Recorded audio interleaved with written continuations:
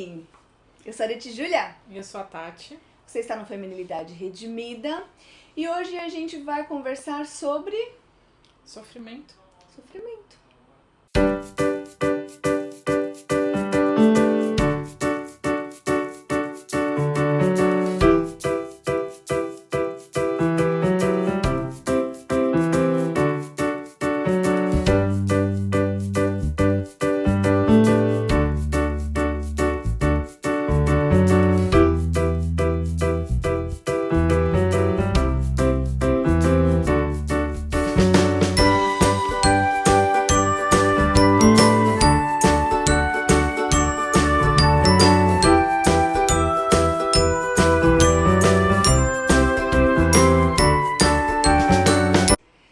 Então, minha gente, nós vamos começar hoje uma série sobre sofrimento.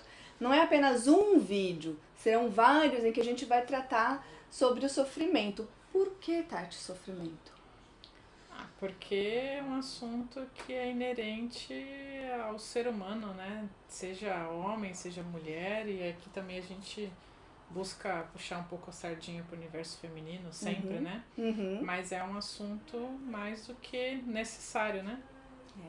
A gente está numa pandemia e então assim tem sofrimento para todos os lados, né? De pessoas doentes, de pessoas que morreram, de empregos que foram perdidos ou uma economia male-male. A gente tem sofrimento para todos os lados, não só. E mesmo sem a pandemia, a vida já é um sofrimento, né?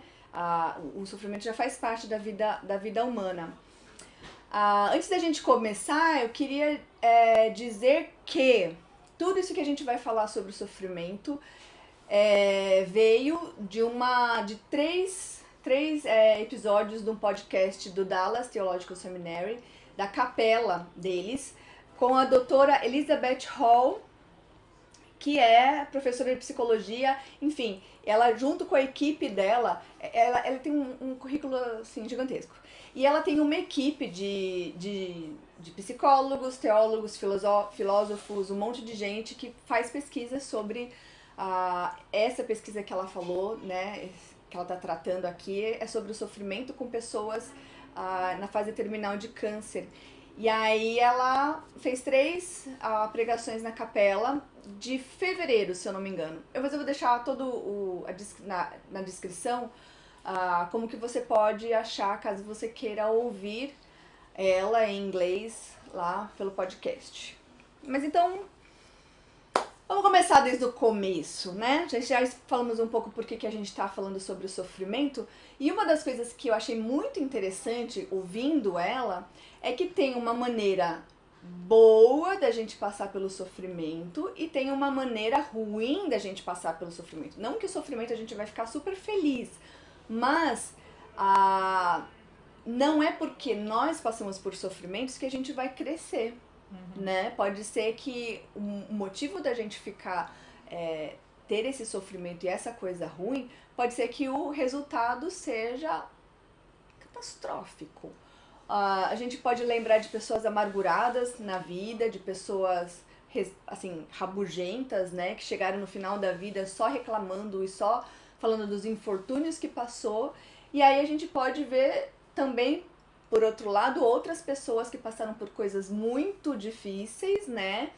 Mas que ainda assim tem uma visão positiva das coisas.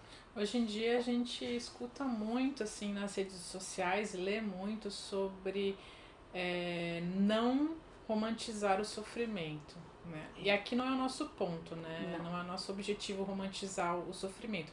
A questão é, como eu falei, o sofrimento é inerente ao mundo que vivemos, ao planeta que vivemos, à nossa realidade. Ao ser humano, já nascemos chorando, ali nas dores, a mulher tendo dores de parto. Muitas. Então também a gente não pode ser negacionista, dizer que o sofrimento não existe, e a partir do momento que ele bater a nossa porta, temos sim opções de como responder ao sofrimento, como lidar com e ele. dependendo dessas respostas, elas vão ser mais alinhadas com a Bíblia e com a vontade de Deus, e isso consequentemente vai produzir coisas boas os efeitos colaterais, né, digamos assim, do sofrimento. E se a gente não responder de acordo com a Bíblia, e aí o resultado não vai ser tão positivo, a gente pode até que ser no final, no extremo, né, abandone a fé, ou passe por problemas graves na família, né, porque um problema inicial que não é lidado de uma forma sadia pode levar a outros problemas numa cadeia, numa bola de neve. Sim. E aí por isso que é tão importante a gente falar sobre qual é a teologia adequada, bíblica, relacionada a como lidar com o sofrimento. Exatamente. Uma das coisas que... Nessa primeira parte, a gente vai falar de 3 bloqueios, de 3 coisas que podem acontecer para atrapalhar o nosso bom sofrer, né? A primeira coisa que ela coloca é uma abordagem inadequada e genérica acerca da teologia, né? Então ela comenta, por exemplo, que Romanos 8:28, né? Deus age em todas as coisas, Deus está no controle de todas as coisas para o bem de nós, os seus filhos. Isso acaba virando assim um chavão, né? Cristão. E quando você coloca lá no grupo do WhatsApp da igreja qualquer motivo de sofrimento, um pedido de oração, todo mundo coloca Deus está no controle, Deus está no controle. Mas esse é um problema quando a teologia começa em Deus está no controle e ele termina em Deus está no controle. Porque é uma coisa muito reduzida, né? Simplista, né? É muito simplista. A experiência do sofrimento, ela é muito mais complexa e a gente tem que lidar com essa complexidade de uma maneira bíblica. Então, agora imagina se você é uma pessoa que está lidando com o mesmo problema, o mesmo sofrimento, uma dor crônica, uma doença que não tem solução. Exatamente. E aí toda vez que você busca o consolo, a palavra de um amigo vai ser a resposta, Deus no controle. No que você vai crescer, no que vocês vão se apoiar mutualmente. Acho que depois de um tempo eu, sinceramente, cansa, né? Meu coração pecador nem vai mais falar para aquela pessoa, né? Que lá vai vir com Deus no controle, tudo vai ficar bem no final, né? Assim, esses clichês, esse é o problema do clichê e do chavão, não é que ele não seja... Não é ou confia em Deus. É, né? Confia em Deus, hora que melhora. Não é que isso tá errado, mas é que não é só isso, né? Isso precisa de um contexto. E é sobre esse contexto que a gente vai falar ao longo da série e hoje, nesse vídeo especialmente, sobre os problemas. E esse é um primeiro problema. Uma outra coisa que ela chama de falha no sistema, né? De uma maneira geral, assim, da teologia cristã, e você percebe assim que é um problema comunitário, todo mundo tem esse problema, porque você percebe assim, em várias igrejas, o povo que fala mais ou menos a mesma coisa, né? Tipo, Deus tá no controle. Não quer dizer que Deus não tá, mas, enfim, vocês já entenderam. A segunda coisa que ela fala que é um problema que pode nos atrapalhar de sofrer adequadamente é aquela visão triunfalista da situação, né? Você às vezes acabou de perder o emprego e aí todo mundo tá falando que não, tá tudo bem, tudo certo. Ou Deus permitiu isso porque vai te dar um emprego melhor. Pra ganhar mais. Você vai voltar pro mercado de trabalho como chefe. Isso nem sempre é a verdade. E nem sempre é o propósito de Deus, né? É claro que isso pode acontecer. Você pode realmente voltar ao mercado de trabalho numa ocupação diferente, melhor, que você se sinta mais adequado, que você se sinta mais feliz, mas não é sempre assim. E isso é uma coisa muito difícil que a gente não gosta de pensar, que coisas ruins acontecem, né? Pessoas justas, pessoas boas, que fazem parte da sua vida, ou que estavam assim trabalhando mega pro reino, a pessoa morre. Simplesmente. Ou aquela visão também que o meu problema particular é mais uma representação da luta do bem contra o mal, que é Satanás contra Deus, também tem esse aspecto. Muita gente fantasia assim até isso, não, o diabo vai ser envergonhado. Ele tá no meu calcanhar. Porque eu vou ter esse emprego, vou ganhar mais, ele vai ser envergonhado, Jesus vai ser, né? Vai me dar vitória. Me dar vitória. E aí tem aquele monte de igreja, que não é o nosso caso, venha para esse culto para ganhar a sua bênção. Vem aqui buscar a sua vitória, né?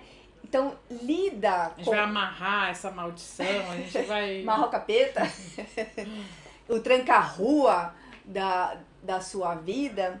E aí é como se, quando uma coisa ruim acontecesse, você tivesse que buscar uma vitória sobre um inimigo, ou que isso fosse uma guerra. A gente sabe que a gente vive numa guerra espiritual, mas assim, não é esse o ponto. Não é porque você perdeu o emprego que Deus não é bom. Não é porque alguém que você ama morreu, que é o fim da sua vida, que Deus está querendo te castigar. O que o Satanás te atacou. Não é tudo coisa do capeta, né? Não é nesse sentido. E o que a gente precisa muitas vezes não é a vitória.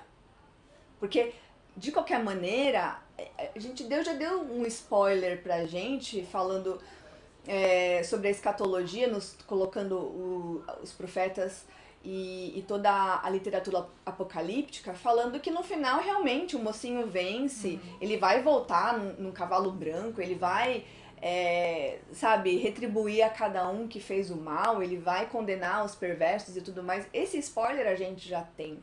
A grande questão, quando o sofrimento acontece, quando alguma coisa triste acontece com a gente, é que a gente quer apenas pular e quer logo chegar naquele final. E sabe uma coisa que especialmente quem gosta de andar de moto e essas propagandas falam assim, curta a viagem, né? Quando você tem um carro novo, quando você compra uma moto pra fazer alguma coisa assim, e você quer passear, você não quer passear para chegar naquele local. Você quer curtir o caminho. E tem muitos passeios que acontecem de bicicleta, passeios ciclísticos e coisas assim, que é para justamente aproveitar o caminho até chegar lá naquele local, né? Que o mais interessante, o mais legal é curtir a estrada, né? E isso é uma coisa que eu falo muito para as crianças quando a gente viaja, porque é claro, a gente quer chegar naquele destino das nossas férias onde a gente vai passear. Mas se eles prestarem atenção na paisagem, no que está acontecendo enquanto o carro está movimentando, você passa muito melhor esse período da estrada. É aquela coisa de não viva só o final de semana, né? Viva de segunda a sexta. Exatamente. Segunda a sexta pode ser também satisfatório. E nesse ponto aí do triunfalismo, tem também, eu tô lembrando aqui do que a teologia fala sobre o já... Eu sempre confundo, mas eu acho que é o já e o ainda não. Então, Sim.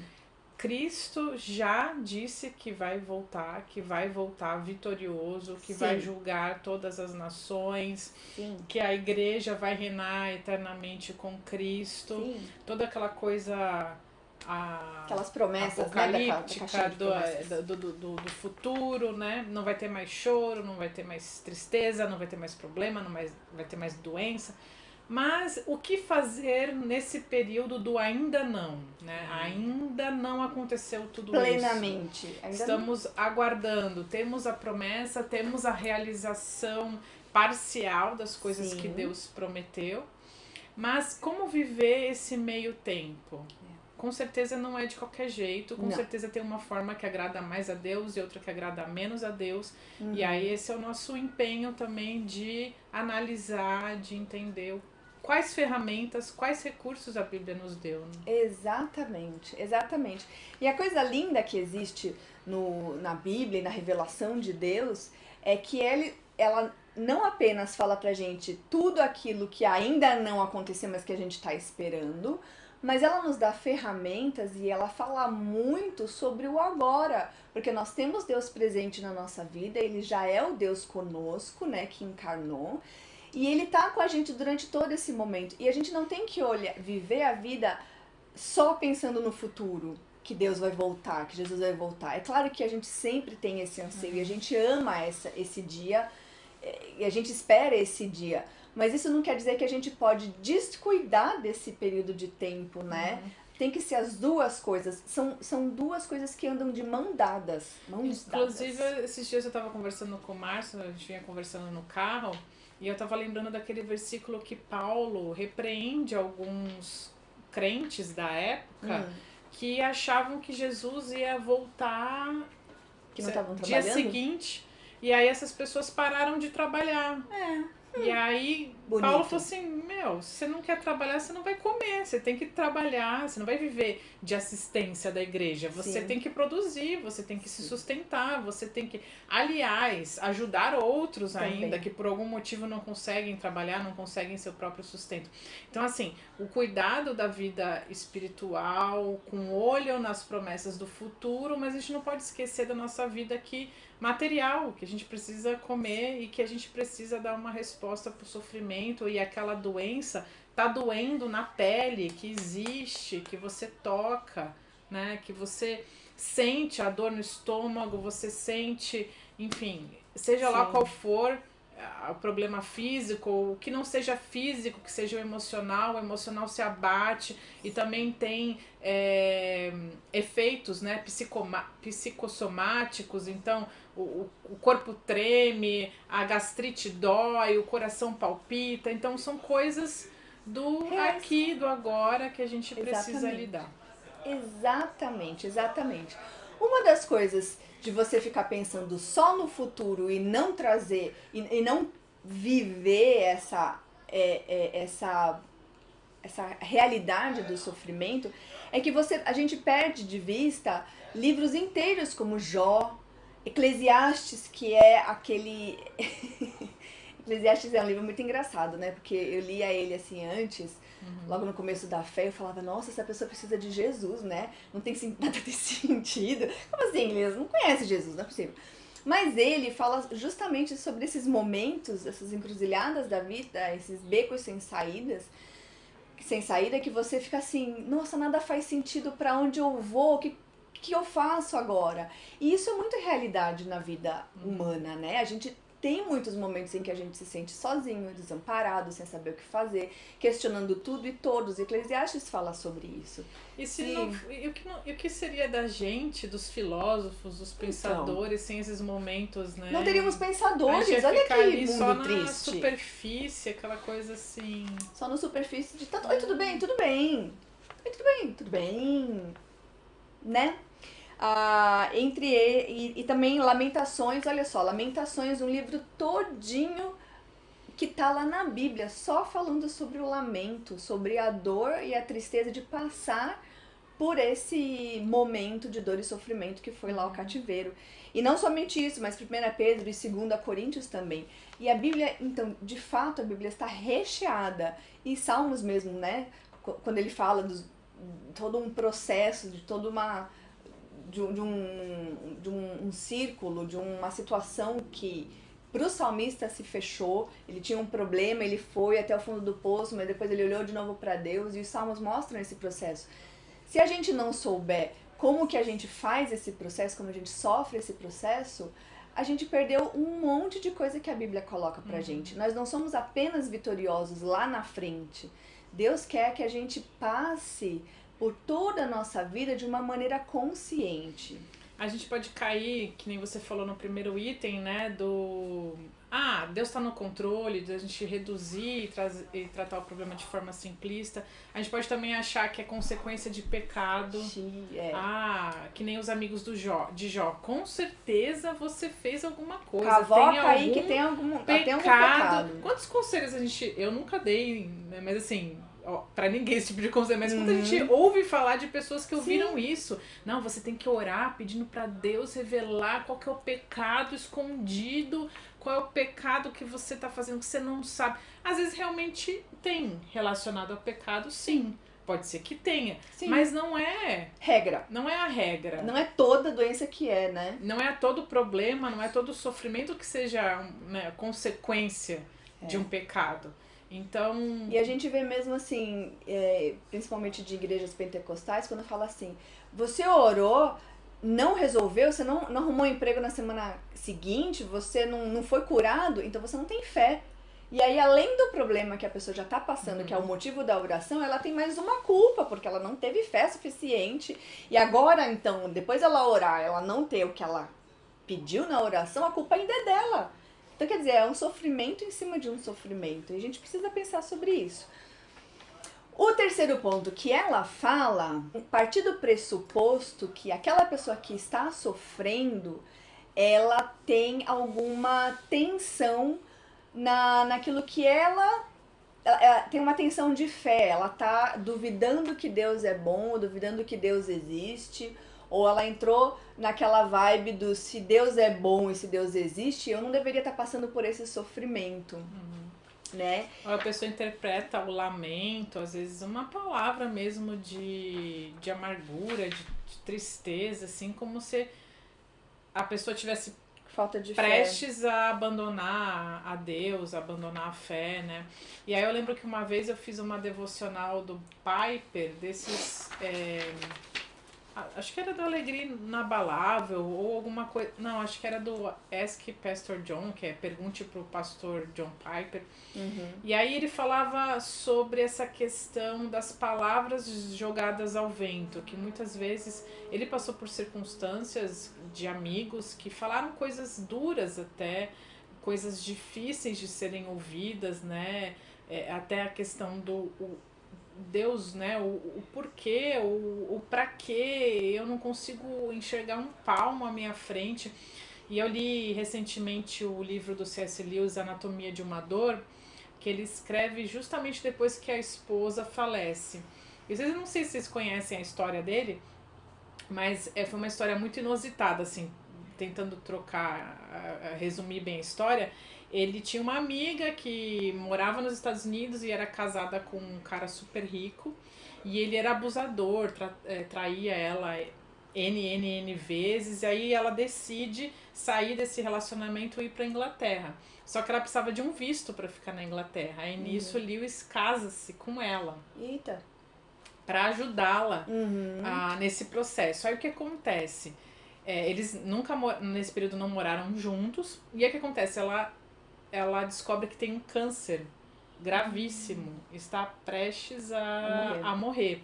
E ela tinha 2 crianças, 2 filhos pequenos. E aí o que ele faz? Traz ela pra casa dele. E nisso eles já eram amigos nesse processo. E Lewis, ele nunca quis casar. Nunca foi um desejo do coração dele. Nunca procurou. E até falam que ele era até um pouco arredio com mulher. Ele não curtia muito a presença feminina. Não sei, enfim, o motivo. Só sei que eles acabam adquirindo uma amizade muito profunda. E eles eram muito parecidos em certos sentidos. Eles eram acadêmicos, ela era escritora também. Eles eram cults, né? Então se deram muito bem. E ele se apaixona por ela. E aí nisso eles começam a orar muito. E ele cria muito que Deus ia curar. O que acontece? Ela melhora bastante um período, acho que de 2 anos, e eles saem de lua de mel.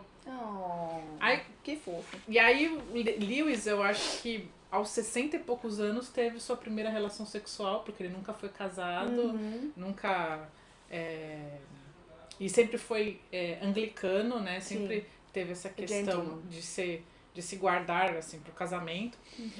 E aí ele fala, ele descreve no livro das maiores alegrias dele foi de viver esse momento com ela. E aí nisso ela piora e morre e deixa os 2 filhos pequenos para ele cuidar. E ele não tem a menor intimidade com criança, enfim. É uma situação terrível para Lewis. E no livro ele descreve o luto dele. Às vezes que ele acorda à noite aterrorizado, o fato dele não conseguir dormir à noite, não conseguir ficar acordado durante o dia. É um processo... nesse livro que ele fala de que Deus fechou a porta e jogou a chave fora? É exatamente nisso. Então ele fala palavras muito duras ali. E é exatamente isso que o Piper fala, o quanto muitas vezes a gente tem que saber escutar essas coisas de amigos, de pessoas ou de pessoas que estão passando por problema, e que não necessariamente quer dizer que naquele momento ela vai abandonar Deus, ou que ela efetivamente em algum momento à frente vai abandonar Deus, mas que ela precisa desabafar, porque ela precisa jogar essas palavras ao vento, e a gente não precisa, né, levar a ferro e fogo esse tipo de palavra e entrar numa batalha de defender a Deus, né? Não, Arit, não fala isso, não, Lewis, você não pode falar isso, porque Deus não jogou a chave e não sei o que, né? E é esse... porque se você pega assim essa frase fora do contexto, você fala assim, meu Deus, o que aconteceu com o Lewis? Ele abandonou a fé? né? Que terrível e que coisa horrível, mas é o ser humano ali na sua, talvez na dor mais profunda que ele tenha sentido a vida dele inteira. Uma coisa muito que a gente precisa lembrar muito, e tem que sempre ter muito na cabeça, muito claro, é que a nossa vida tá ali, bela e fofa, tudo nos trilhos como normal, sua vidinha de sempre. Quando o sofrimento chega, quando esse momento de dor chega, ele vem justamente para abalar as nossas estruturas. Então ele causa uma disrupção. Disrupção existe? Acho que é Uma ruptura. É, uma ruptura na nossa vida que estava nos trilhos. Então estava tudo certo. Você sabia que amanhã você ia fazer tal coisa, você tinha planos. Provavelmente, se você for como eu, você tem planos para a semana que vem, para o próximo mês, para o outro, você tenha toda a sua vida planejada. Eu não tenho toda a vida planejada, mas tá coisa mais ou menos normal. Mas chegou a morte, chegou o desemprego, chegou uma doença, chegou... Você tem que cuidar da sua mãe doente, do seu pai doente, e aí toda uma a sua... dívida. Uma dívida, sei lá, todo tipo de sofrimento, né, acontece com a gente. E nesse momento, tudo aquilo que estava bonitinho e ordenado vem por água abaixo. Então, tudo aquilo que fazia sentido, você acordava cedo por causa disso, você fazia isso por causa daquilo, que estava tudo fazendo sentido na sua vida, passa de uma hora para outra não fazer mais sentido. Porque, por que eu vou trabalhar se eu não tenho mais essa pessoa? Para que você entende? Perde o sentido de tudo. E essa ruptura quebra as nossas estruturas internas. Então, nesse momento, a gente, exatamente como a Tati falou, fala coisas que é próprio daquele choque do momento da dor e do sofrimento. Talvez uma coisa que aconteça quando a dor é muito prolongada é que quando você recebe assim, eu tô com uma dor aqui, aí você acha que você vai no médico, vai tomar um remédio e a dor vai passar. Daqui a pouco você passa os dias. Vão passando as semanas e a dor continua. E daqui a pouco você recebe o diagnóstico de que talvez nunca mais você vai parar de sentir dor, porque o que você tem é uma dor crônica. E aí você fala, meu Deus, o que eu faço agora? Porque agora eu vou ter que conviver com essa dor, mas isso não faz muito sentido. Então, nesse momento, quando o sofrimento chega, é aquele momento, lembra do livro de Jó? Maldito seja o dia em que eu nasci. Eu queria que não tivesse sol, eu queria nascer morto. E eu lembrei agora que uma das crises de Lewis é: Deus, eu não queria me casar, eu nunca quis amar uma mulher, né? É claro que você vê que, de certa forma, você olhando a história, ele tomou decisões. Sim. Ele decidiu casar com ela, ele Sim. decidiu ser amigo dela e...